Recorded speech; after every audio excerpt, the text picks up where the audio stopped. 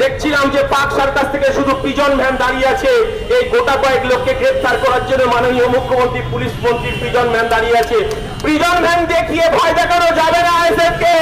ISF যে CGO Nizam পেরেছে, যে চারাটা পুঁতে যাচ্ছে, আর সুপ্রিম কোর্টে সিবিআই সঙ্গে দেখা হবে এই কথা বলে 21শে জানুয়ারি আবার দেখা হবে আমাদের ধর্মতলায়। বিধানসভার বাইরে লড়াই করছে। আমরা বলছি তিলোত্তমার বিচার চাই, আমরা কোনো কথা শুনতে চাই না। আমরা সিবিআই দপ্তরে, সিবিআই আধিকারিককে, কলকাতার আঞ্চলিক দপ্তরে আমরা একথাই বলতে এসেছি, আমরা কোনো কথা শুনবো না। আমাদের বোন আমাদের সরকারি জায়গায় কর্মরত অবস্থা তাকে খুন করে মার্ডার করা হলো, তাকে ধর্ষণ করা হলো। প্রকৃত ধর্ষকদের গ্রেফতার করতে হবে। এবং মাননীয় মুখ্যমন্ত্রী একথাটা বলেছে। তিনি বলেছেন যে এই ঘটনা ঘটার পর থেকে তৎকালীন যিনি সিপি ছিলেন তার সঙ্গে বহুবার আমার ফোনে যোগাযোগ ছিল। সিবিআই দপ্তরের সামনে বলে যাচ্ছি যে বিনীত গোয়েল আর মাননীয় মুখ্যমন্ত্রী ফোন সিজ করা হোক, তার সঙ্গে কি কথোপকথন হয়েছিল, তাহলেই বোঝা যাবে আসল দোষী কে। কিন্তু আমরা দেখলাম একে অপরকে আড়াল করার চেষ্টা করা হচ্ছে, একে অপরকে ঢাকা দেওয়ার চেষ্টা করা হচ্ছে। আমরা বলছি বিনীত গোয়েল মহাশয় আর মাননীয় মুখ্যমন্ত্রীর কথোপকথন, তার ফোন যদি সিজ করা হয়, তার ফোন যদি আমাদেরকে সিবিআই সেখানে সিজ করে তার যদি কথোপকথন যদি রেকর্ড করা হয়, তাহলে পশ্চিমবাংলার আসল দোষী তিলোত্তমার আসল খুনিকে বেরিয়ে যাবে। সেই পথে কেউ হাঁটলেন না। সন্দীপ ঘোষ ছাড়া পেয়ে গেল। আমরা জানি না সন্দীপ ঘোষের হাত কত দূর, আমরা জানি না। আজকে সারা রাজ্যের হসপিটালগুলো, সারা রাজ্যের সরকারি দপ্তরগুলো আমরা দেখলাম যে এই সন্দীপ ঘোষের মতো লোককে রাজ্য সরকার, কেন্দ্রীয় সরকার প্রশ্রয় দিচ্ছে। আমরা বলতে চাইছি সন্দীপ ঘোষকে আবার পুনরায় তাকে হেফাজতে নিয়ে তাকে জেরা করা হোক। এবং এই কথাটাই আমরা বলতে চাইছি, সে কেন বাইরে থাকবে। আজকে আমরা বলতে চাইছি, আমরা এরপর নির্যাতিতার পরিবারের কাছে আবার যাব, নির্যাতিতার বাবা মার কাছে আমরা আজ আবার যাব। আমরা বলতে চাইছি ইন্ডিয়ান সেকুলার ফ্রন্ট আমাদেরকে গ্রেফতার করে, আমাদেরকে মিথ্যে মামলা দিয়ে আমাদেরকে আটকানো যাবে না। আমরা এই রাস্তায় আছি, রাস্তায় থাকবো। আমাদেরকে যত পেটাবে, যত মারবে। দেখছিলাম যে পাক সার্কাস থেকে শুধু পিজন ভ্যান দাঁড়িয়ে আছে। এই গোটা কয়েক লোককে গ্রেফতার করার জন্য মাননীয় মুখ্যমন্ত্রী, পুলিশ মন্ত্রীর পিজন ভ্যান দাঁড়িয়ে আছে। পিজন ভ্যান দেখিয়ে ভয় দেখানো যাবে না আইএসএফ কে। আইএসএফ যে সিজিও নিজাম পেরেছে, যে চারাটা পুঁতে যাচ্ছে, আর সুপ্রিম কোর্টে সিবিআই সঙ্গে দেখা হবে এই কথা বলে 21শে জানুয়ারি আবার দেখা হবে আমাদের ধর্মতলায়। এই কথা বলে সবাইকে সংগ্রামী অভিনন্দন জানিয়ে আমার বক্তব্য শেষ করছি। জয় হিন্দ, ইনকলাব জিন্দাবাদ, ইন্ডিয়ান সেকুলার ফ্রন্ট জিন্দাবাদ, নওশাদ সিদ্দিকী জিন্দাবাদ। ধন্যবাদ বিশ্বজিৎ দাকে। প্রায় আমাদের প্রতিনিধি টিম তাদের আসার সময় হয়ে গেছে, আর কিছুক্ষণ চলবে। আপনাদের মনে রাখতে হবে যে আন্দোলন সংগ্রাম ছাড়া কিছু আদায় হবে না। কেন ইতিহাস আমরা দেখেছি, এই ইতিহাস ভুলে গেলে চলবে না।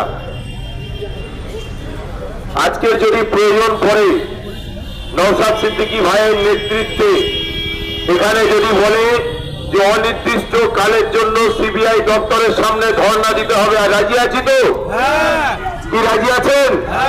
অনির্দিষ্ট কালের জন্য যদি ধর্ণার ডাক দেয় তাহলেও আমাদের দিতে হবে। কারণ আন্দোলন ছাড়া কোনো উপায় নেই।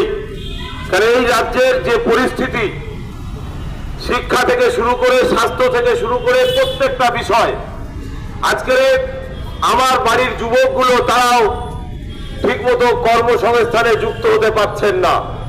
পুলিশ বন্ধুদের যে সিস্টেমে পুলিশের চাকরিতে নেওয়া হতো, সেই সিস্টেম আজকের প্রায় বন্ধ হয়ে গেছে। সেখানেও আজকের খালি, প্রত্যেকটা জায়গায় খালি। মানে এই রাজ্য সরকার আর কেন্দ্রীয় সরকার শুধু বাংলার মানুষকে বিভিন্ন ধর্মের জিগির তুলে, বিভিন্ন সময়ে মন্দির মসজিদ এর জিগির তুলে মানুষকে ভুলিয়ে দিয়ে রাখতে চায়। কখনো হিন্দু তো কখনো মুসলিম। আজকের মিডিয়াগুলো দেখুন, তারাও ঠিক ওই সিস্টেমটাই নিয়ে নিয়েছেন। তাই আমরা ঘরে এখান থেকে চলে গিয়ে ঘুমিয়ে থাকলে হবে না, কারণ আমাদের আন্দোলন করতে হবে। আমাদের আন্দোলন ভারতবর্ষের সংবিধান যিনি রচনা করেছেন বাবা সাহেব আম্বেদকরের দেখানো যে সংবিধান, সেই সংবিধানকে মান্যতা দিয়ে আন্দোলন করতে হবে। আজকে শান্তিপূর্ণভাবে যেমন ভাবে আমরা এসেছি, আমাদের রাজ্য কমিটি আবার যে সিদ্ধান্ত নেবেন আমরা ঠিক তেমনি শান্তিপূর্ণভাবে আবার সেই আন্দোলনটা করব। আমরা জানি তাহলে এই রাজ্যের যিনি মুখ্যমন্ত্রী, তার যতগুলো দপ্তর ছিল প্রত্যেকটা দপ্তরেই 2 নম্বরই। অতএব শিক্ষা যেমন 2 নম্বরই হয়েছে, স্বাস্থ্যতেও ঠিক তেমনি 2 নম্বরই হয়েছে। সেইগুলো আমার মনে হচ্ছে এই তিলোত্তমা বনের মতো কিছু ভাই কিছু বোন তারা মনে হয় জেনে গিয়েছিল, যার কারণে ওটা যাতে ফ্লাশ না হয়, তিলোত্তমা বনকে প্ল্যান মাফিক মেরে দাও, এটাও তাদের পরিকল্পনা হতে পারে। আমরা আরো বুঝতে পারছি কেন তাদের যে নাটক, এই নাটক আমরা বুঝতে পারছি। শুধু বাংলার মসনদে বসে আছে এক শ্রেণীর পুলিশ প্রশাসনকে কাজে লাগিয়ে বাংলার বিভিন্ন থানায় সেটিং করে এই রাজ্য সরকার ক্ষমতায় টিকে আছে। কেন পুলিশের মধ্যে একটা শ্রেণী আছে তারাও চায় যে সংবিধানকে, গণতন্ত্র পদ্ধতিটাকে মান্যতা দিতে, কিন্তু তাদেরও হাতটা বাঁধা থাকে, সেই জন্য তারাও কিছু করতে পারে না। আমরা জানি কেন এই রাজ্য সরকার যেভাবে ক্ষমতায় এসেছিল, সেই সিঙ্গুর, সেই নন্দীগ্রাম, আজকের একটা শ্রেণী আমরা কিন্তু আজও পর্যন্ত ভুলেনি, সেই আন্দোলনকেও আমরা জানি। তাই আজকে আপনাদেরকে বলতে চাই যে আন্দোলন সংগ্রাম করতে হবে।